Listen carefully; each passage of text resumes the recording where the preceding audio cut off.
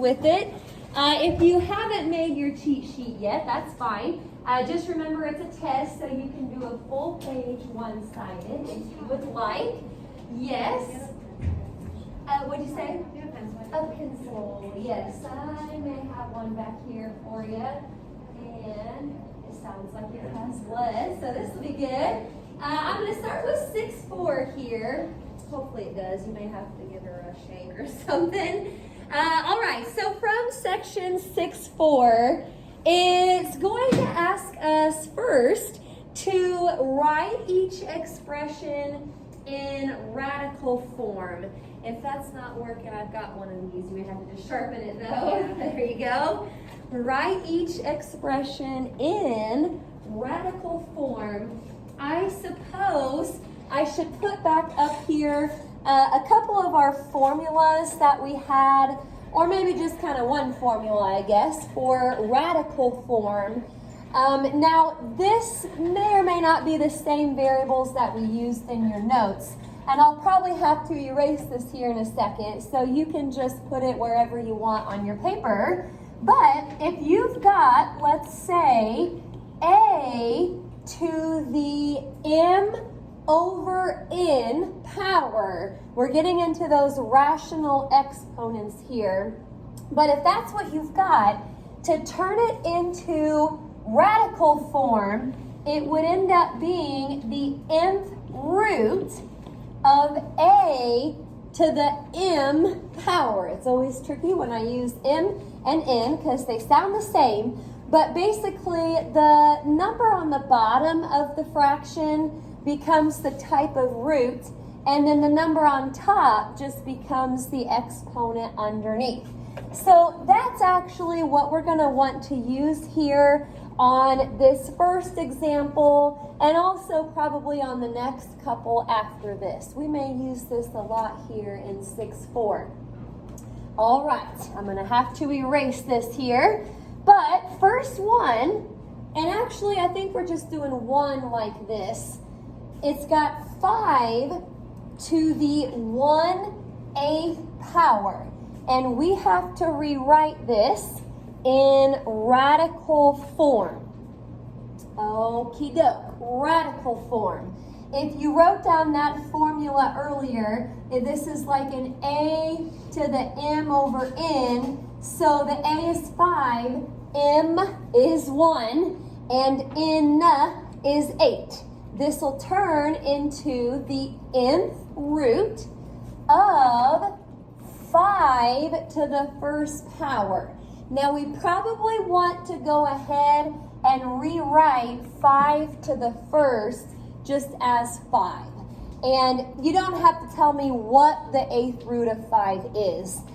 Your answer is supposed to be in radical form, so you can just leave it like that. Okie doke. Now let's go ahead and kind of do this just in the other direction. So now we're going to do it backwards. We're going to be writing each expression in exponential form. Okie doke. I think I've got a couple of these. Write each expression in exponential form. So you want to have an exponent in your answer. Well, here is example 2. It's the square root of 29. Square root of 29. Right now, technically, this is radical form. We want it to be in exponential form. Now, if you remember anything about square roots, and I'm kind of giving away the answer as I say this, but a square root is the same as a 1/2 power, a cube root would be a 1/3, and so on. Technically, the 2 is not something we write every time, but because it's a square root, that right there is a 2. And, 29, we could say that that's the same as 29 to the first power. So kind of using that formula from earlier, but backwards, That's another way you can come up with 29 to the 1/2 power. Okie doke. I want to try one more of these because I don't think they were all quite this straightforward. If you look at number 3, and you may want to look back at some of your other homework problems too, and notes, examples, to see some other stuff we did. But this has the square root of b, all of it to the 5th power. Well, the first thing I'm going to try to fix here real quick is the square root of b. So kind of doing what I did up here, that is the same as b to the 1/2 power. Now I'm going to use a little exponent rule here real quick. This is what we used to always call a power to a power. And I believe in your notes somewhere, you've probably got a big list of exponent rules. But when it's a power to a power, you want to multiply. And so to do that, you may have to think of that 5/1 and just multiply across the top, across the bottom. 1 times 5 is 5, 2 times 1 is 2. So there it is, b to the 5/2 power. That would be exponential form. Okie doke. 6-4 must have been a quick section because that's really all that I have from there. I think we probably just did this in one day. But I'll say again, you may want to check back through your notes and homework to see if there's any other problems that you may want to put on your cheat sheet. Okie doke. Stop me if you have any questions. We're going to keep rolling here, getting into 6-5 stuff now. Section 6-5. And this is another kind of quick section. The whole deal here was solving radical equations. That was probably the title of the section, solving radical equations. So the directions here just say to solve each equation. Okie doke. This is number 4. We've got 10 minus the square root of 3x plus 7 equals 7.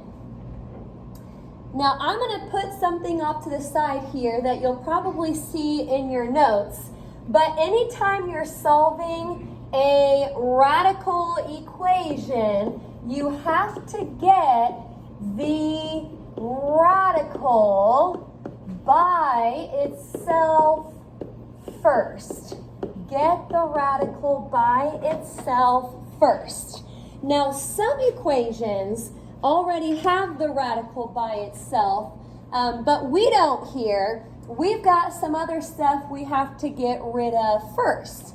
Now, I see the minus, but this 10 right here is technically a positive 10. So to move it, I'm going to subtract 10 from both sides.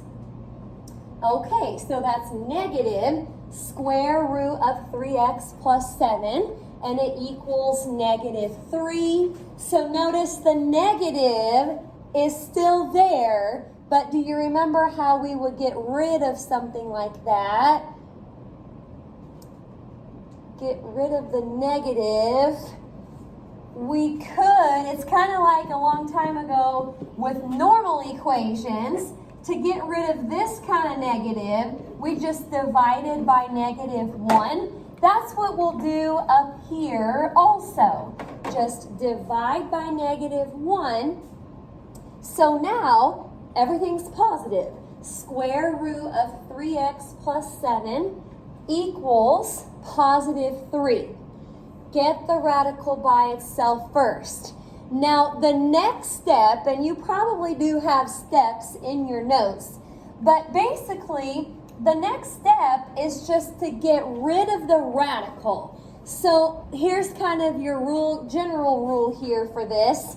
If you have a square root, to get rid of a square root, you're going to square both sides. Now, if that had been a cube root, you would want to cube both sides to get rid of it. Undo the radical is probably how we worded it in the notes. So be careful when you do this. The only thing that happens on the left side is the square and the square root just drop out. So it's 3x plus 7. But you do have to square the 3 over there. And so it'll equal right now a 9. Okie doke. Shouldn't be too bad here to solve this. Subtract 7 and then divide by 3. Probably you'll want to leave this as a fraction. Wouldn't be a very nice decimal. So 2/3. That'll be our answer for number 4. Okie doke. Get the radical by itself first. You can't do anything with the stuff under the radical until you get rid of the radical. So don't try to subtract the 7 while it's still under the square root. Now I want to do, I think, just one more example here real quick. And at least one more from this section. It's got a square root of 2a minus 5 equaling a square root of a plus 2. Get the radical by itself first. Well, we have two radicals here, but actually they're both by themselves. There's nothing else on the outside that we need to get rid of. So, because they're both square roots, let's go ahead and just square both sides. So something like this is actually kind of nice because all that happens when you square both sides is that the square roots drop out, and now you can say 2a minus 5 equals a plus 2. So you do have variables on both sides. I'm going to just subtract the a real quick and then add the 5. So eventually we'll get down to a equals 7. Remember, you can plug that back in to check if you want. You have to plug it in on both sides, but you should get back a true statement whenever you do that. So you don't have to check, but you can. Any questions on number 5? Okie doke. So that was 6-5. We're making our way through here pretty quick today. On to section 6-6. What were we doing in this section? We were doing some different operations with functions. So we'll probably have a few more examples here with this part. A little bit more going on in 6-6. So make sure that you copy that down, at least the functions. We've got f of x equaling x minus 1, and then g of x equals x squared minus 4. Okie doke. Well, bless you. It also says to just perform each function operation and this will be on the test, find the domain of the result. Bless you, we had in our notes somewhere a couple what I called domain killers, and I'll put them back up here in just a second. so that if you're making a cheat sheet, you can have them on there, but you don't want to forget to do the domain. All right, I'm going to skip over addition because that's usually pretty easy, but let's try subtraction. F minus g of x. Remember, the notation here looks kind of weird, but this is basically just asking for f of x minus g of x. F of x minus g of x. With subtraction, though, you have to be really careful. F of x is x minus 1, but you're going to have to subtract the entire g of x. So please, please, please put parentheses, that almost kind of rhymed there, around the x squared minus 4. You got to have that. So the minus will go to both of those, and it really turns into x minus 1 minus x squared plus 4. It's the plus 4 that I'm worried about. If you don't have the parentheses, you would probably have minus 4. Well, there are a couple like terms, I guess. The negative 1 plus 4 will make a 3. And it's probably a good idea to just put this in descending order. So negative x squared plus x and then plus 3. That would be our answer. Just f of x minus g of x. Okay, now I don't want to forget, bless you, we got to find the domain of our result. So perhaps I will put our domain killers over here on the side. Sounds harsh, but I call them domain killers because they will kill your domain. They're no good. So in no particular order, the square root of a negative. That is a domain killer. I don't really think we ever ran into square roots too much. I don't want to leave it out, though. It is something you got to worry about. And then also a 0 on the bottom of a fraction. 0 on the bottom of a fraction. That would also be no good. A 0 on the bottom of a fraction. Okay, so if you look at our answer, negative x squared plus x plus 3, do you see, first of all, do you see any square roots up there? I see a square, but not a square root, so that's fine. Do you see any fractions? No. So if neither one of those things is even happening, you're just going to say the domain is all real numbers. It can be anything that you want. Okie doke. Let's keep these domain killers in mind as we run through a few more. Now, I'm not changing f of x and g of x, so keep using those.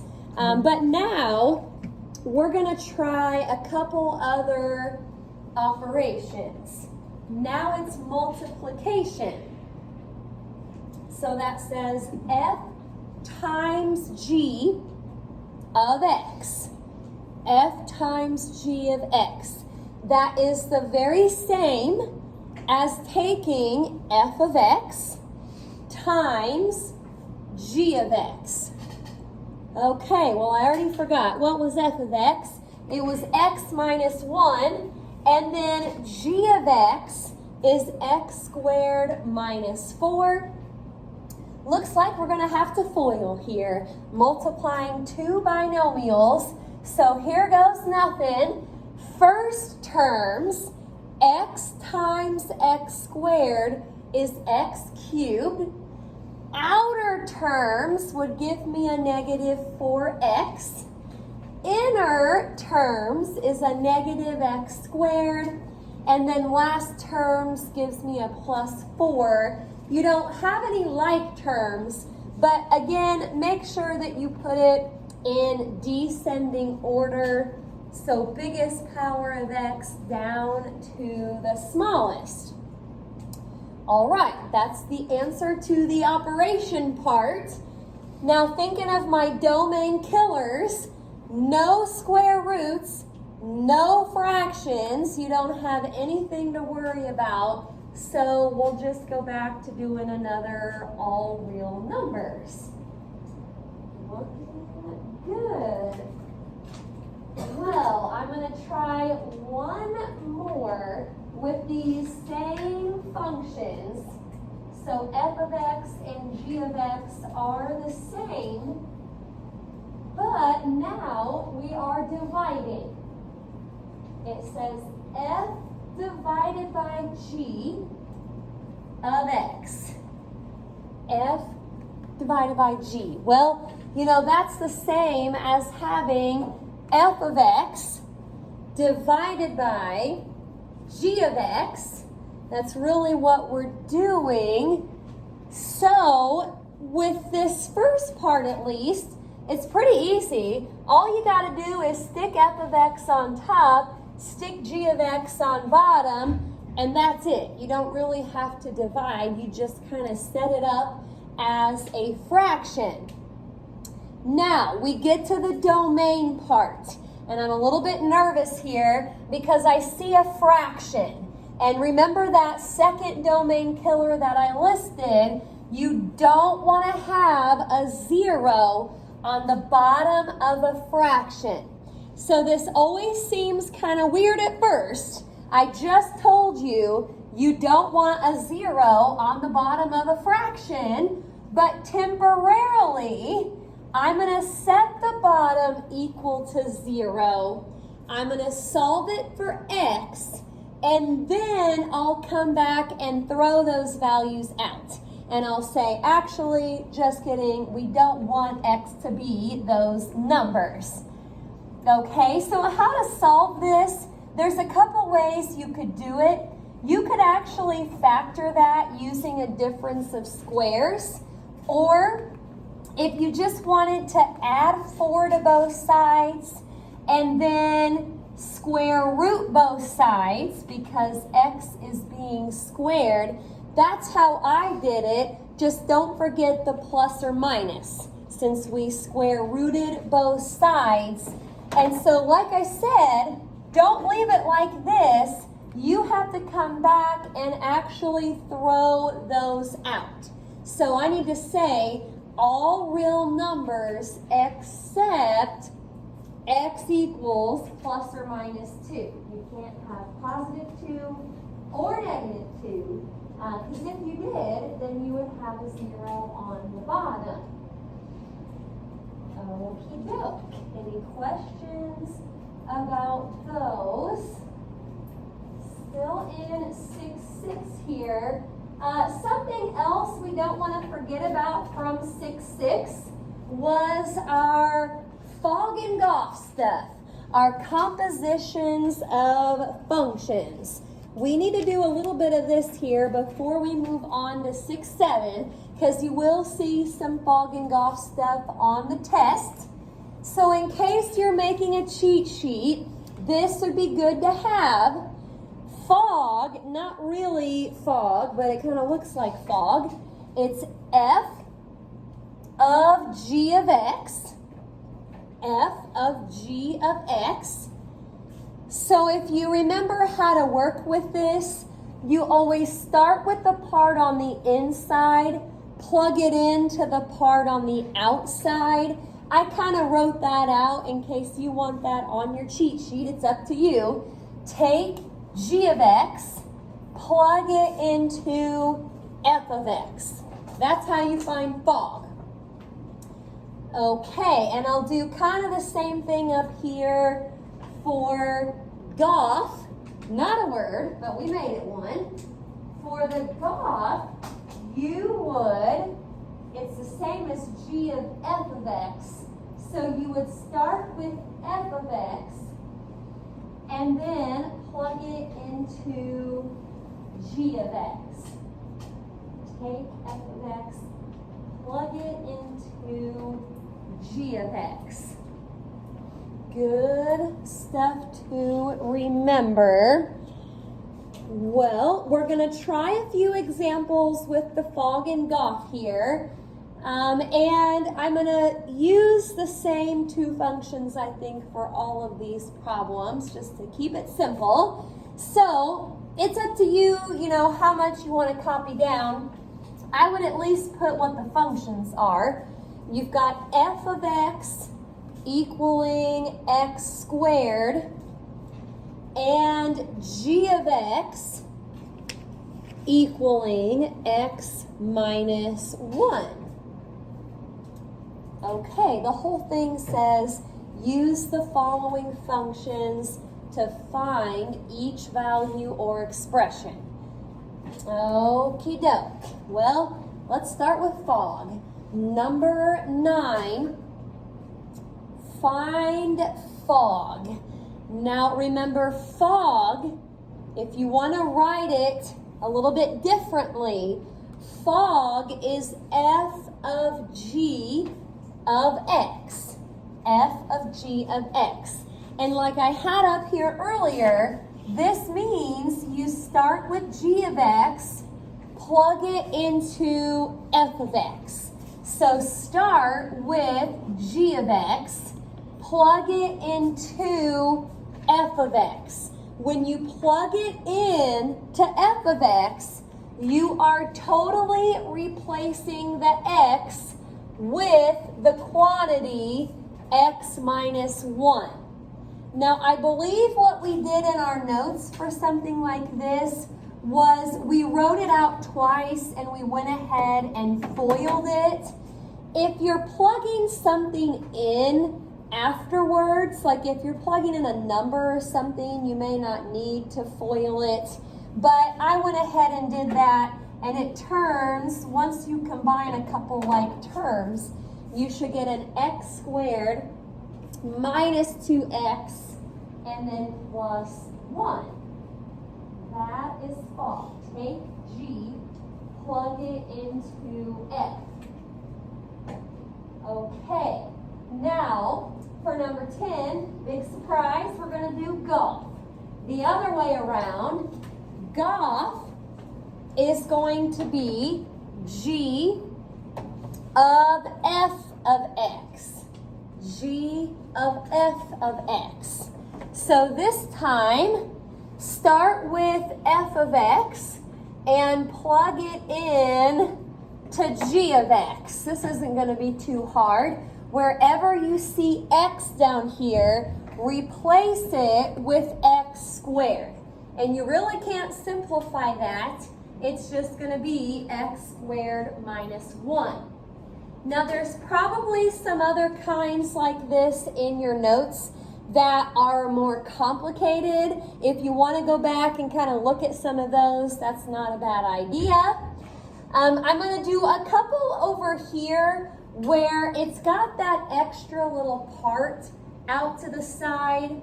And I don't think these will be too bad since we've already found fog and Goff over here.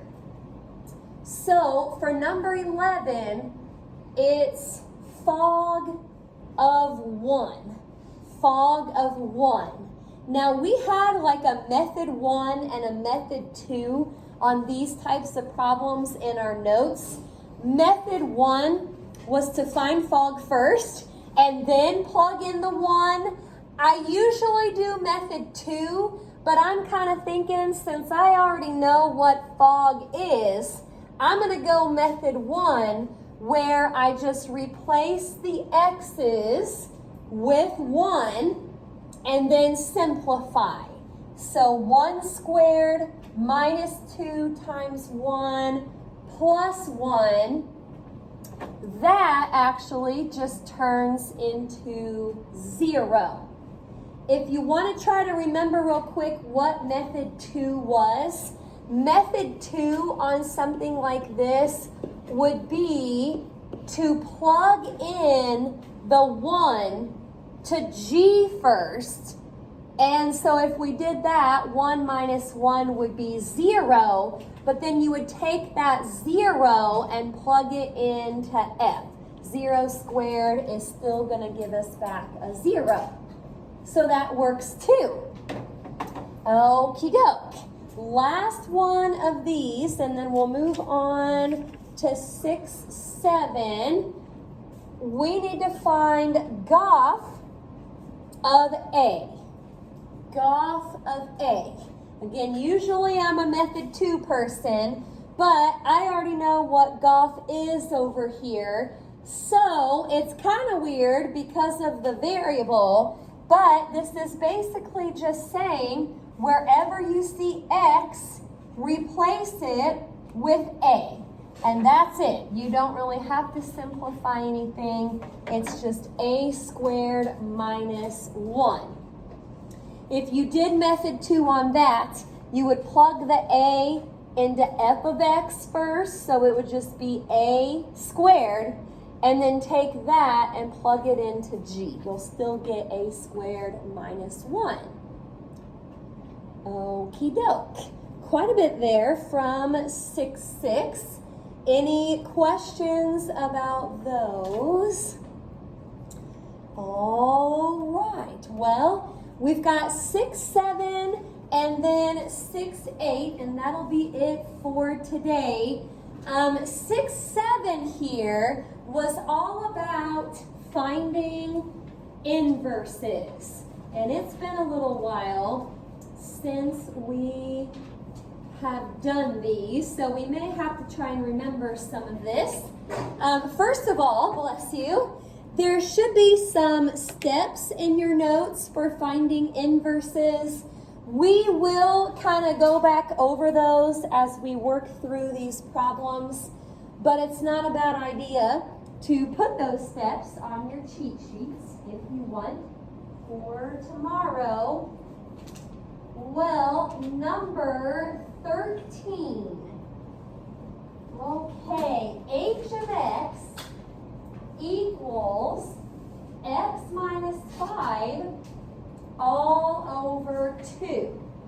We have to find the inverse. Okay, now step 1, some of you probably started to combine steps 1 and 2, and that's fine. But step 1 was to replace f of x or g of x or h of x, whatever you have, replace that with y. Sometimes it's already y, but not here. So there's that. Now step 2 is to switch x and y. So wherever you see y, put x, and wherever you see x, put y. Okie dokie, we're on the right track here. Now really not the only other thing to do, but the main thing to do now is just to get y by itself. We want to solve for y. Anybody know what I should do first? Solve for y. Trinity? Multiply it by like 2. That is right, yes. Multiply both sides by 2. We're looking good. That is going to get rid of the 2 on bottom. So this says 2x equals y minus 5. And all I need to do now to get y by itself is just add 5. So you can go ahead and kind of switch that around if you want to put the y out front. But you know, there's one last little bitty thing to do here. We always tried to be pretty good about our notation on these. Instead of leaving it as y equals, I'm going to come back up to what it started out as, and I'm going to put that little -1 in there to show that it is the inverse of h of x. Y could be anything, but like I said, we want to know exactly that this is the inverse of h of x. Okie dokie, any questions about that one? I may try one more inverse problem here. And then 4, 8, that's the one we just did. That won't take too long. So, almost done. Number 14. Oh boy, y equals 3x squared minus 2. All right, now step 1 usually is to replace the f of x or the g of x or whatever, replace it with y. That's already kind of been done here. So I'm going to get to step 2, which says to switch x and y. So now it says x equals 3y squared minus 2. Solving this for y, make sure you follow these steps here. We're going to have to add 2 to both sides. Now it says 3y squared over here. If you're thinking about square rooting to get rid of the square, we will do that, but we probably need to get rid of the 3 first.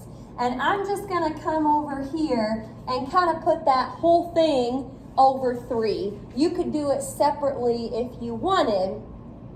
But now, since this is y squared, we're going to square root both sides to get rid of that. Okay, what do we always need when we square root both sides? A little plus or minus sign. And, you know, they didn't really give us f of x or g of x or anything like that. So I can't really do my inverse notation on this one. We're just going to leave it as y equals plus or minus square root of, a big square root of x plus 2 all over 3. Looking good. Now, like some of the other sections, you may still want to go back through some of our other examples and homework problems to see if there's anything else you want on your cheat sheet. Any questions from that section? Just about done here. So 6-8 was the very last section that we did, and it was the graphing radicals function, not function, section. I'm thinking radical function section. So we're just going to do one of these together because, like I said, we just did this the other day. So I'm hoping it is fresh in your brain. So this will be it here. Number 15, y equals negative square root of x plus 4. And the plus 4 is under the square root. Now, before I do anything here, I'm thinking about your cheat sheets for tomorrow. You may want to put, and you might have some extra time to do this here in a minute, but you might want to put the parent graph on your cheat sheet. And you also might want to put all of those translations on your cheat sheet. So I'm talking about when you add on the outside, you move up. Subtracting on the outside, you move down. There's 4 rules that go along with that. Those might be good to have on your cheat sheet. Okay, I do see that this is flipped. Now, do you remember what adding on the inside does? Which way?